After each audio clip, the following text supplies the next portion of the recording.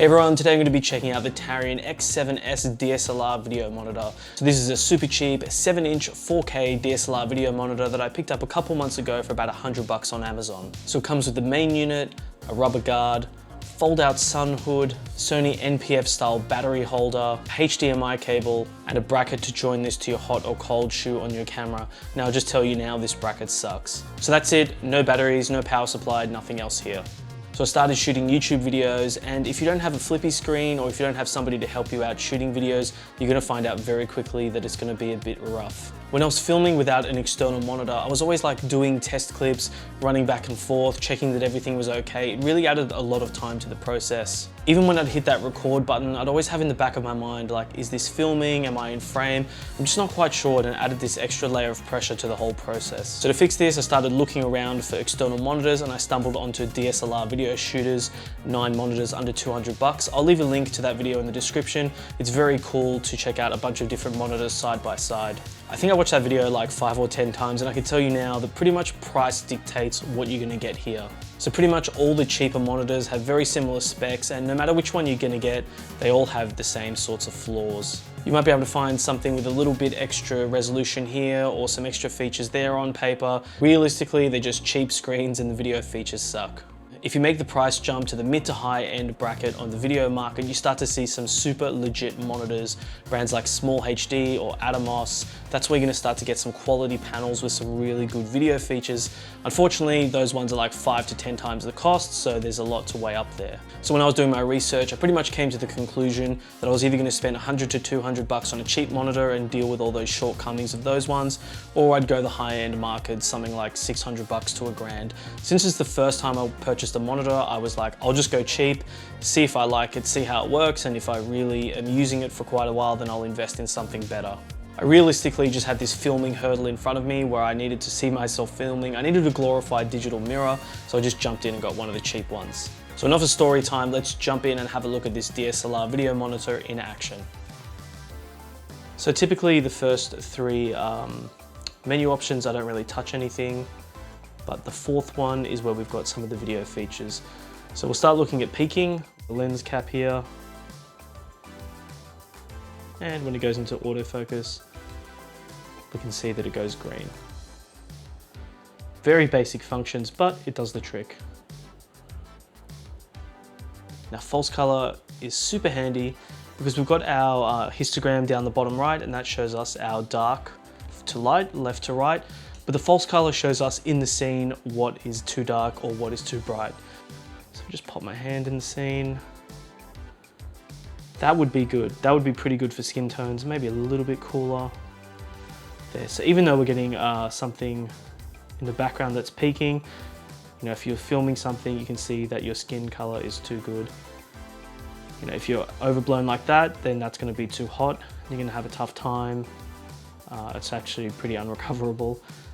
So, and then something blue is obviously too dark. So if we go in the middle to about that pink range, I know that that's a pretty good way of filming. I know that I can recover that in post. That's gonna be exposed pretty well, maybe 1 notch higher, and we're good to go from there. We've got a similar thing here with exposure. Let's really blow everything out. We can see there that when things are too exposed, we've got that sort of guide.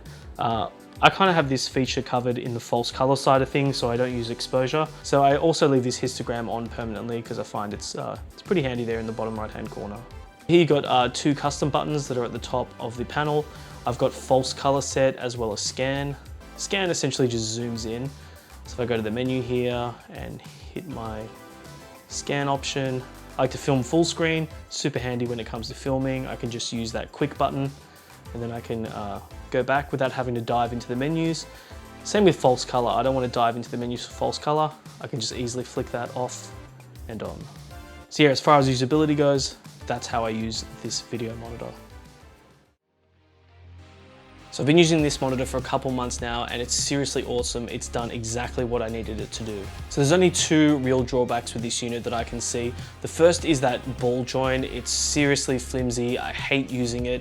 Every time I shove it into a hot or cold shoe, I can hear it grinding against the sides. It never really fits properly. It kind of like I don't know, it just has a really bad feeling to it. I hate using it. Now I actually wanted a camera cage when I got this monitor as well, and as soon as I used that ball joint, I just jumped ship and got the cage. I needed it for some other reasons. I wanted to put a microphone and some lights and a few other bits and pieces, have some weight stabilization on there, being able to take the bits and pieces off and on really quickly. So as soon as I used that ball joint, I was like, I'm not shredding my camera. I'm just gonna go out and get this cage. I kind of wanted to get it anyway, so that's what I've done.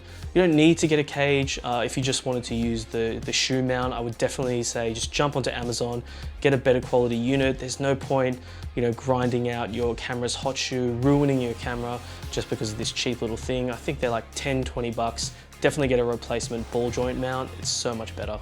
The second thing here is if you're using Sony NPF batteries for power like I am, man, this thing is so power hungry. On a full charge, I think this is giving me like 50 to 70 minutes, really depending on what's going on there. I quickly learned that you should pick up like 3 or 4 of these batteries.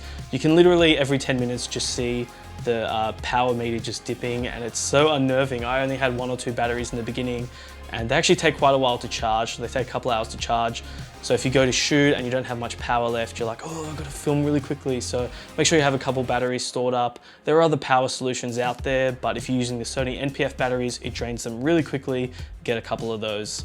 Another thing with the batteries is if they're in the monitor, if they're just in the cradle, you can turn the monitor off, but I assure you the power on those is still draining. So occasionally I'll take a couple shots, I'll go test them out on the computer, or I'll have a quick lunch break. If you leave the battery in the DSLR monitor, it's still gonna drain it, and it drains it at an alarming rate. I'm not too sure why the draw is so high.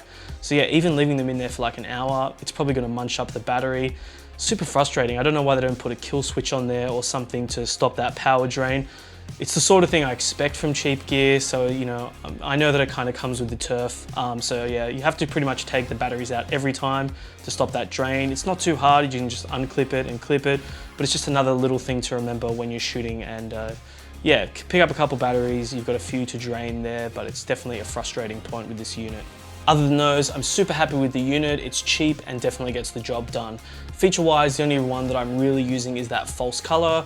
As soon as I jump into a scene, I'll turn the false color on, adjust the lighting, and I'm ready to go. Even though it's got all those other features, I find they're not really useful. There's other ways of getting those things done, but the false color certainly helps. If you're shooting videos like I am here and you don't have a flippy screen, or your flippy screen's like a 2-3 inch one, this is a 7-inch monitor. It's definitely helpful for framing scenes. Gives me that peace of mind. This thing's definitely paid for itself like 5 times over already. It speeds up my workflow, so I'm super impressed with it.